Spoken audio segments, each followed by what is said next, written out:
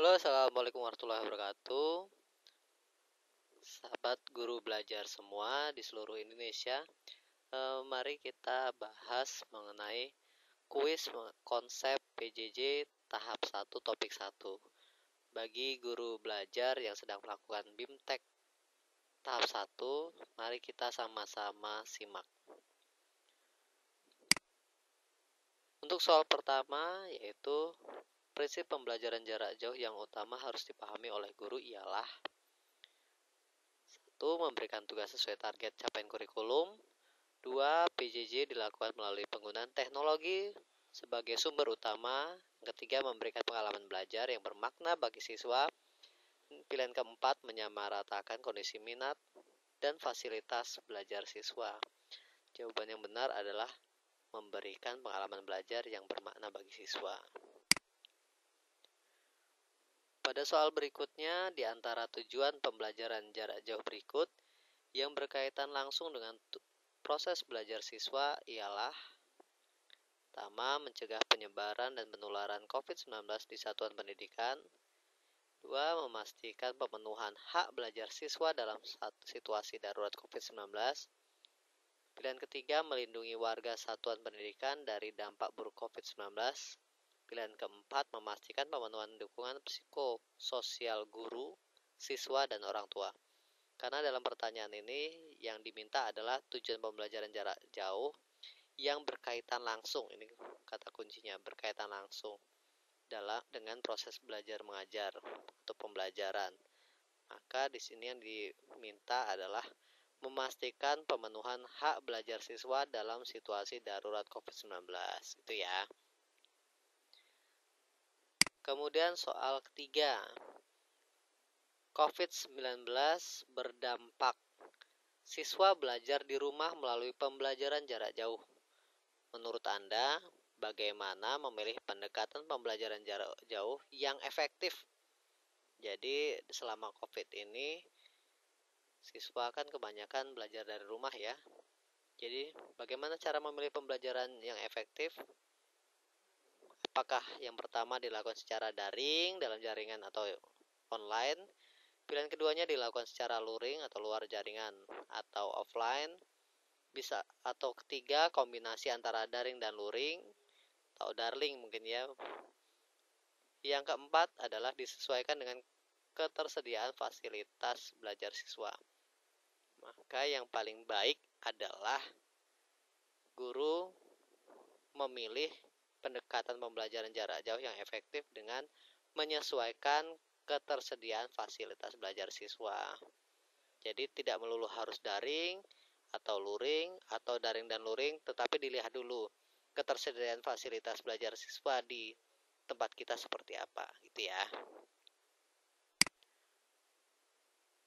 Soal berikutnya, pembelajaran jarak jauh tidak selalu dilakukan secara daring atau dalam jaringan, tetapi dapat dilakukan melalui luring, luar jaringan.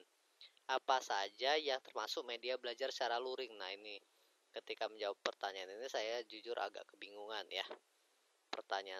Pilihan pertama video pembelajaran, pilihan keduanya buku sekolah elektronik, pilihan ketiganya program belajar melalui televisi, atau yang terakhir grup WhatsApp.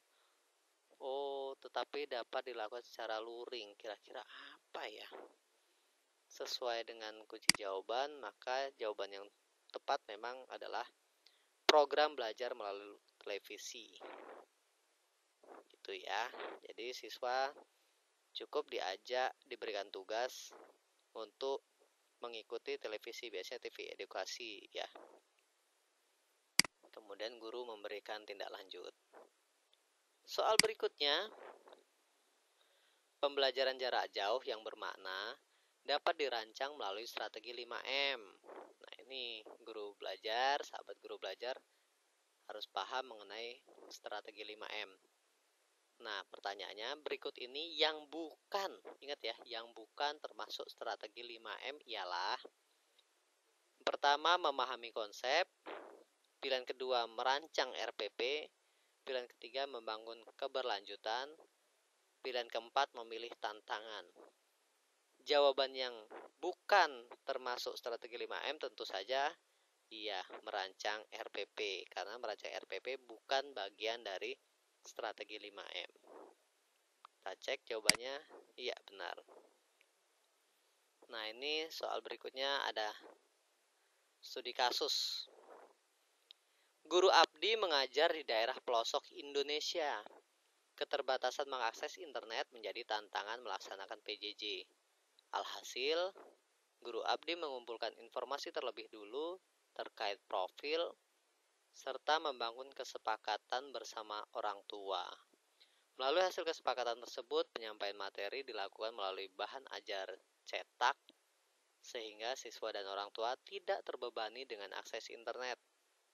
Nah, dari kejadian itu, berdasarkan cerita dari guru abdi, apa strategi 5M yang telah ditetapkan oleh si Pak Abdi ini?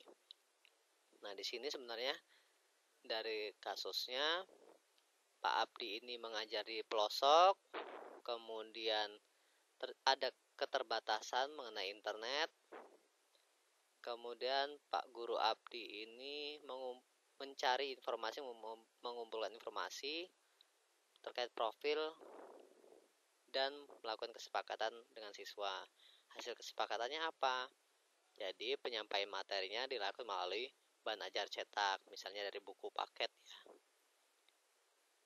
agar orang tua tidak terbebani dengan akses internet. Itu kesepakatannya.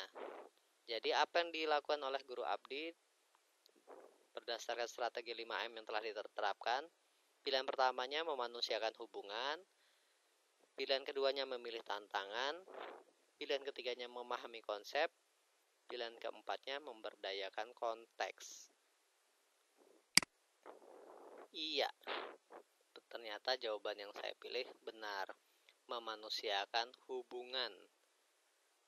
Karena menurut saya sendiri, ketika Pak Guru Abdi ini berada pada situasi sulit, dalam artian berada di pelosok dan tidak ada jaringan internet, Pak Guru Abdi memilih mengumpulkan informasi dulu terkait profil siswa maupun orang tua, kemudian membangun kesepakatan dengan orang tua. Disinilah saya menganggap Pak Guru Abdi sedang melakukan strategi memanusiakan hubungan. Hubungannya dengan siapa? Baik dengan orang tua maupun dengan siswa. Itu ya. Oke, kita lanjut soal berikutnya. Masih dari cerita Guru Abdi. Tadi kan kita tahu ya, jadi Pak Guru Abdi tinggal di daerah pelosok, sinyal internetnya terbatas, dan akhirnya Pak Guru Abdi mengumpulkan mencari informasi, mengumpulkan informasi dan membangun kesepakatan dengan orang tua murid. Dengan akhirnya timbul kesepakatan bahwa akan ada materinya dari bahan ajar cetak. Nah, di pertanyaan berikutnya masih dari cerita Guru Abdi. Selain menggunakan bahan ajar cetak, Guru Abdi merancang kegiatan belajar yang bisa mencakup lebih dari satu pelajaran. Nah, ini lebih dari satu pelajaran. Apa strategi 5M yang dilakukan oleh Pak Guru Abdi? Pilihan pertamanya memanusiakan hubungan, pilihan keduanya memahami konsep, pilihan ketiga membangun keberlanjutan, pilihan keempatnya memberdayakan konteks.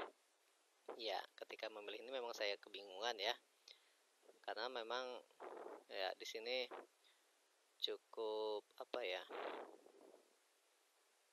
cukup rumit menurut saya pilihannya. Memanusiakan hubungan, oke, itu sesuai dengan yang tadi, yang soal sebelumnya. Kalau memahami konsep itu lebih ke bagaimana pemahaman materi yang disampaikan. Kemudian membangun keberlanjutan itu lebih ke umpan balik setelah diadakan pembelajaran. Kemudian kalau memberdayakan konteks itu hubungan antara materi dengan kehidupan dia sehari-hari, gitu, kurang lebihnya seperti itu. Ternyata pilihan yang saya ambil membangun keberlanjutan kurang tepat. Yang benar adalah memberdayakan konteks, gitu ya. Jadi jawabannya memberdayakan konteks. Soal berikutnya, menurut Anda, bagaimana menerapkan strategi 5M membangun keberlanjutan? Ini ya, bagaimana menerapkan strategi 5M membangun keberlanjutan. Tadi sudah saya sampaikan ya. Pilihan pertamanya memberi umpan balik dan refleksi pada setiap penugasan yang diberikan. Pilihan kedua menyediakan pilihan jam belajar siswa. Pilihan ketiga memetakan profil siswa dan orang tua. Pilihan keempat membangun kesepakatan dengan orang tua. Maka di sini yang paling tepat untuk strategi 5M mengenai membangun keberlanjutan tentu saja adalah memberi umpan balik dan refleksi.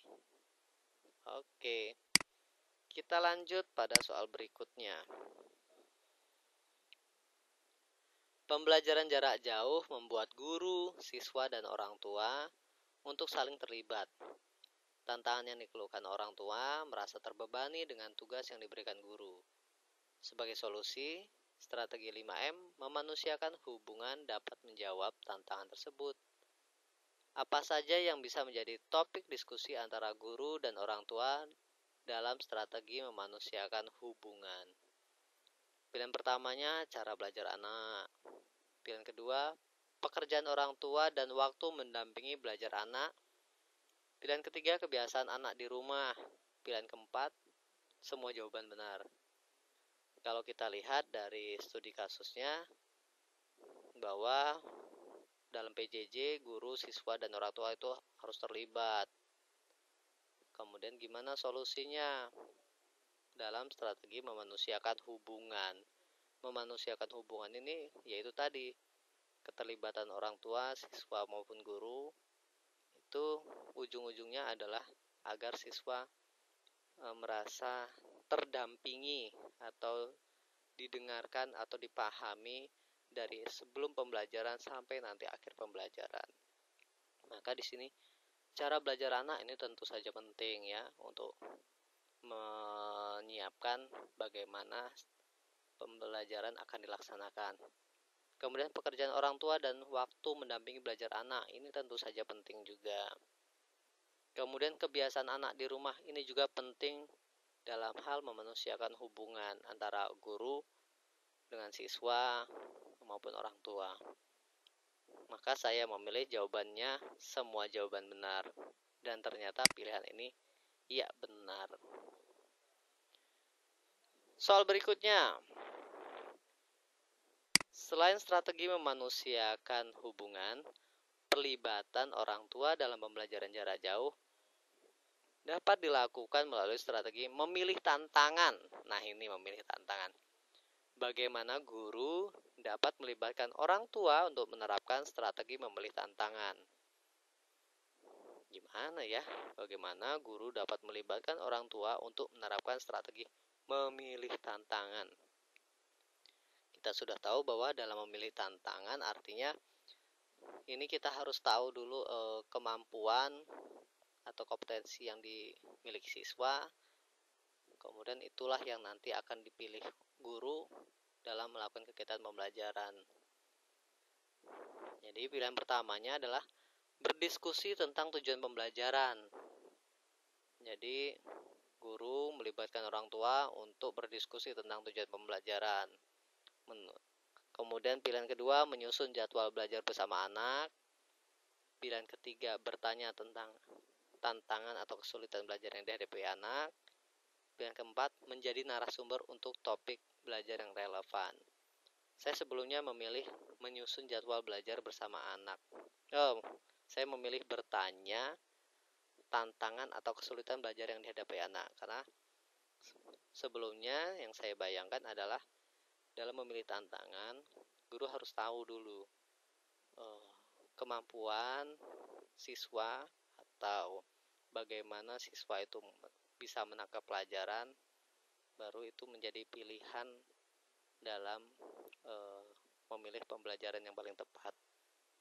Ternyata jawaban yang benar adalah menyusun jadwal belajar bersama anak. Itu yang diminta.